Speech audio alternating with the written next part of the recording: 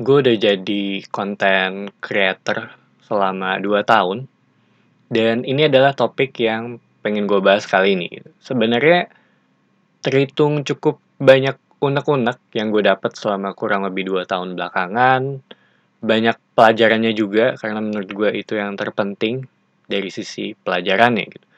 Makanya salah satu hal yang suka gue lakukan adalah nonton film. Karena itu salah satu cara untuk gue belajar, terutama dari memperkaya sudut pandang ya, dan cara untuk menyelesaikan suatu masalah gitu. Jadi ketika dihadapkan dengan hal yang sulit, gue bisa mempunyai referensi mengenai solusinya dari berbagai film ataupun series yang pernah gue tonton. Tapi balik lagi ke topik kali ini ya. Satu hal yang masih gue pegang selama 2 tahun belakangan ini sampai sekarang, itu adalah, mmm, keluarga ataupun temen gue nggak ada yang tahu mengenai channel ini. Dan gue nggak memaksa mereka untuk subscribe apalagi nonton ya gitu, karena yang pemikiran gue adalah itu hal yang terhitung percuma juga, dan ini pernah gue bahas di konten sebelumnya, kenapa gue memilih jalur ini juga. Tapi balik lagi ke angka atau views, karena kalau ngomongin konten creator ya akan berhubungan dengan views dan subscriber gitu. Dari sisi views ya ataupun angka, selama setahun kebelakangan ini subscriber itu mulai sedikit naik, terutama itu gue dapet dari kontennya Kamen Rider. Ternyata satu hal yang gue sadar ya, di Indonesia hal ini tuh atau bisa dibilang marketnya untuk di Jepangan di Indonesia tuh besar banget.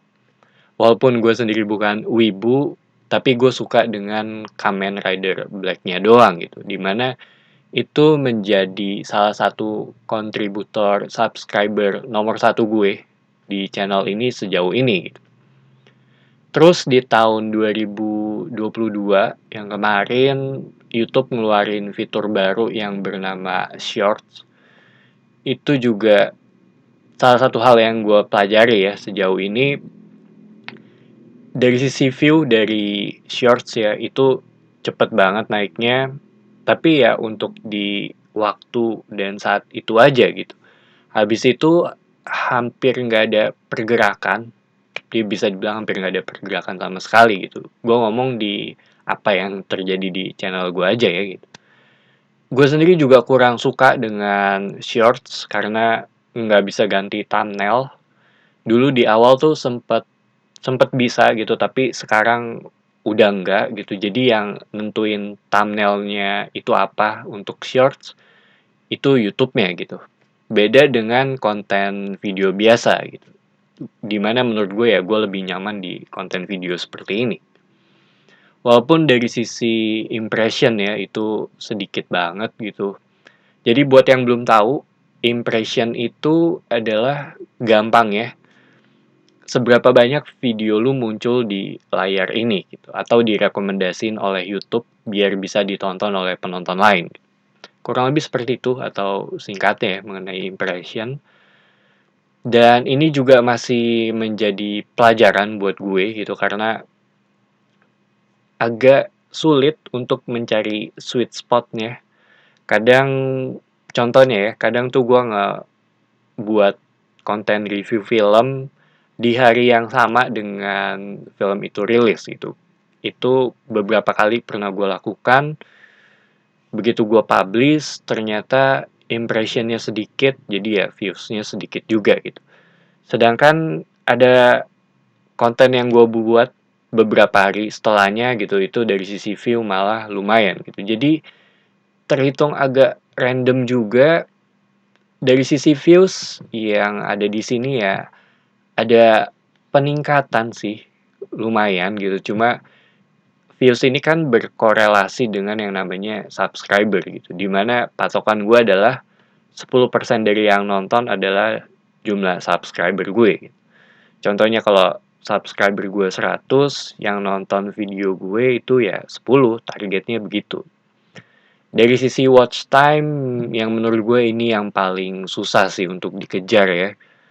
Masih jauh sih gue dari target utamanya, yaitu 4.000 jam tayang dalam kurun waktu 1 tahun.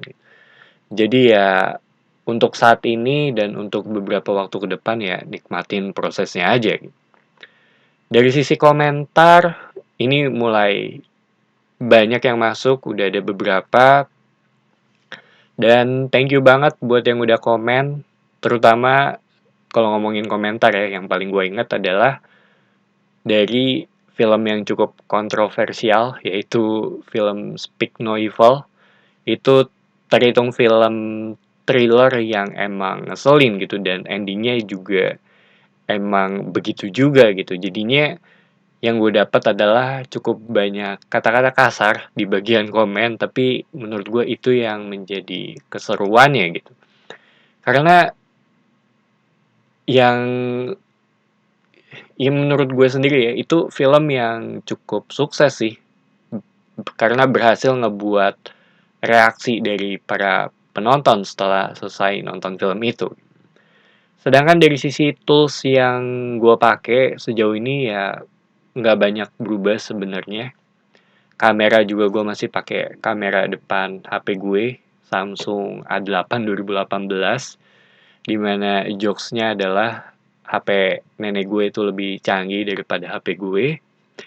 Cuma dari sisi performa ya emang udah menurun banget HP ini gitu, karena gue beli sejak awal rilis tuh di Januari 2018 kalau nggak salah, dan ini juga jadi daily driver gue gitu. Sekarang udah 5 tahunan kurang lebih, harusnya sih udah ganti ya gitu.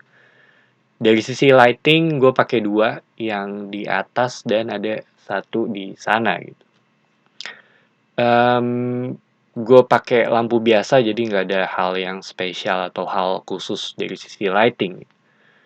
Dan laptop yang gue pakai juga masih sama, cuma ini laptop tuh lebih lama daripada HP gue gitu. Dari sisi spek juga ini i5, tapi i5 5200U, 2 core 4 thread, terus RAM-nya 8 GB, dan VGA-nya GT 930M gitu. Dimana ini kalau buat ngerender dari sisi suara sih udah serem gitu. Udah mesti di-upgrade juga gitu, sama kayak HP gue. Sebenarnya ya solusinya ada di uang ya. Kalau mikrofon yang gue pakai sejauh ini udah totalnya udah 2 kali ganti berarti.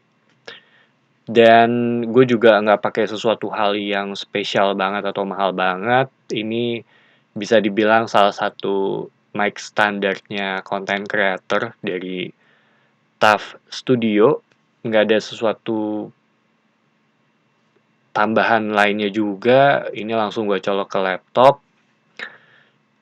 Cuma gue lupa tipenya apa, kalau nggak salah antara BM800 atau BM8000 gitu. Dan menurut gue ini mic yang udah cukup oke gitu untuk gue pakai selama gue ngebuat konten di sini. Dari sisi software, gue pakai Audacity, itu menurut gue cukup nyaman dan ringan buat ngerekam suara, karena gue pakai software ini lebih ke buat backup suara ya gitu, karena kalau suaranya nggak ada, itu ya videonya nggak jalan gitu. Waktu itu gue pernah ada satu kejadian di mana gue lupa nyolok mic gue ke laptop, jadi ya dia ngerekam pakai mikrofon yang ada di laptop gitu. Itu jelek, jadi ya gue harus ngerekam ulang gitu. Itu terjadi pas gue nge-review Ant-Man. Terus gue pakai software OBS juga, ini tujuannya buat ngatur semuanya untuk ngerekam video juga. Dan ini juga udah jadi software wajib ya sebagai content creator YouTube, terutama buat live streamer. Terakhir gue pakai Premiere Pro, itu buat ngedit video sekaligus ngewarnain videonya biar lebih enak untuk ditonton. Jadi itu aja untuk konten kali ini, dan ini bagian pertama dari 2 bagian gitu, karena gue ngebatasin biar nggak terlalu lama, soalnya kayak tadi gue bilang, kalau buat ngerender dan rendernya itu terlalu lama ya, gue takutnya laptopnya bermasalah gitu nantinya.